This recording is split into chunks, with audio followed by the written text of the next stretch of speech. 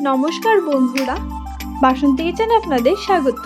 আজকে নিয়ে এসেছি আপনাদের জন্য একটা নতুন রেসিপি।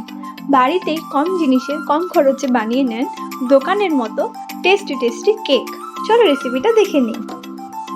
প্রথমে আমরা একটি মিক্সিতে অরিও বিস্কুটের ক্রিমগুলো সরিয়ে বিস্কুটগুলো নিয়ে নিয়েছি। এখন এটাকে আমরা গুঁড়ো করে নেব। গুঁড়ো হয়ে গেছে, এখন এটাকে আমরা একটি বাটিতে ঢেলে নিচ্ছি। এখন এর মধ্যে 1 প্যাকেট পরিমাণ আমরা ইনো নিয়ে নিচ্ছি। ইনোটাকে ভালো করে আমরা বিস্কুটের গুঁড়োর সাথে মিশিয়ে নেব। এখন এর মধ্যে আমরা 1/2 কাপ পরিমাণ দুধ নিয়ে নিয়েছি।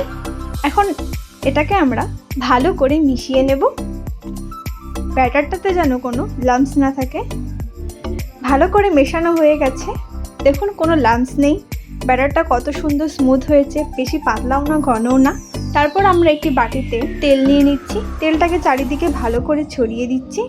এখন এর মধ্যে আমরা বাটির সাইজে কেটে নিয়েছি, একটি পেপার কেটে নিয়েছি।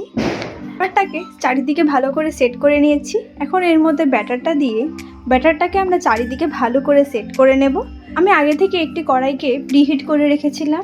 এখন এর মধ্যে একটি স্ট্যান্ড দিয়ে ওই ব্যাটারের বাটিটা দিয়ে এটাকে আমরা ঢেকে দেব। ঢাকনাটা সরিয়ে দিচ্ছি। কেকটা হয়ে এসেছে, টুথপিক দিয়ে চেক করে নিয়েছি।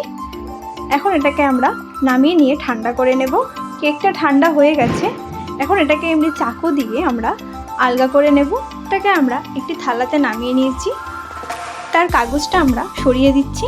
চকলেট সিরাপ দিয়ে কেকটার মধ্যে আমরা ভালো করে স্প্রেড করে দিচ্ছি, চারিদিকে যাতে চকলেটটা সমান পরিমাণে থাকে। তারপর আমরা ওই ক্রিমগুলো দিয়ে একটি ফুল বানিয়ে নিয়েছি। খুব কম খরচে কম জিনিসে বাড়িতেই বানিয়ে নিয়েছি দোকানের মতো কেক। রেসিপিটা ভালো লাগলে লাইক, শেয়ার ও কমেন্ট অবশ্যই করে দেবেন। ধন্যবাদ।